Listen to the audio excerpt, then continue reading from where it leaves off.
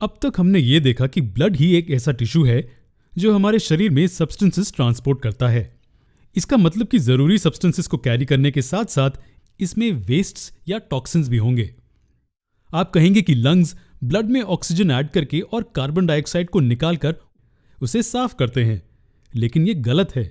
Lungs blood को purify यानी कि साफ नहीं करते हैं, वो सिर्फ ऑक्सीजनेशन का काम करते हैं, यानी कि ऑक्सीजन ऐड करना। लेकिन प्यूरिफिकेशन का मतलब सभी वेस्ट को निकालना होता है ना? और लंग्स ब्लड से वेस्ट को नहीं निकालते हैं, तो ब्लड के प्यूरिफिकेशन का काम लंग्स द्वारा नहीं होता है। यहां एक दूसरा सिस्टम है जो इस प्रोसेस में मदद करता है, उसे एक्सक्रीटरी सिस्टम कहते हैं। इस सिस्टम में कौन से ऑर्गन्स होते हैं? खैर, इस पूरे सिस्टम में 2 किडनीज, 2 यूरेटर्स, एक यूरिनरी ब्लैडर और एक सिंगल यूरेथ्रा होता है। और इस सिस्टम को अपना ब्लड सप्लाई कहां से मिलता है? खैर, ये इसे रीनल आर्टरी और रीनल वेन से मिलता है। हम जानते हैं कि आर्टरीज और वेन्स क्या होते हैं। रीनल आर्टरी और रीनल वेन से हमारा क्या मतलब है? खैर, जो कुछ भी किडनी से संबंधित होता है उसे रीनल कहा जाता है।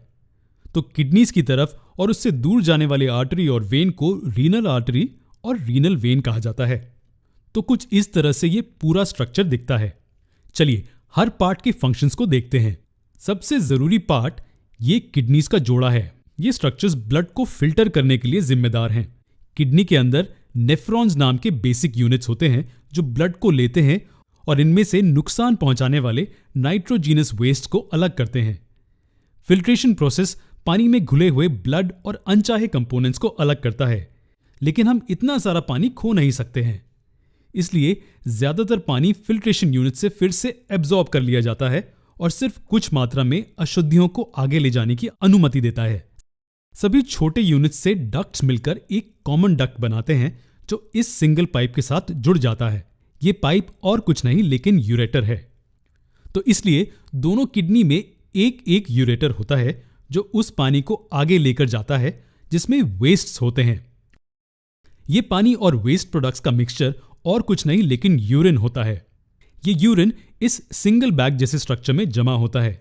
इस बैग को यूरिनरी ब्लैडर कहा जाता है जो यूरिन को कुछ समय तक जमा करके रखता है। जैसे ही ये ब्लैडर भर जाता है, ये यूरिन को इस छोटे से पाइप जैसे स्ट्रक्चर से बाहर निकालता है जिसे यूरेथ्रा कहा जाता है। और ये तभी होता है जब ब्रेन इस एक्टिविटी के लिए सिग्नल देता है। हमारा एक्सक्रीटरी सिस्टम ऐसे काम करता है।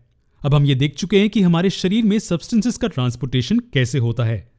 अगले वीडियो में हम प्लांट्स में ट्रांसपोर्टेशन के प्रोसेस को देखेंगे।